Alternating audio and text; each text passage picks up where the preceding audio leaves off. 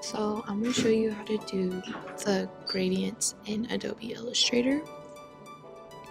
So first you open up Adobe Illustrator and then you want to open up a file that you want or whatever.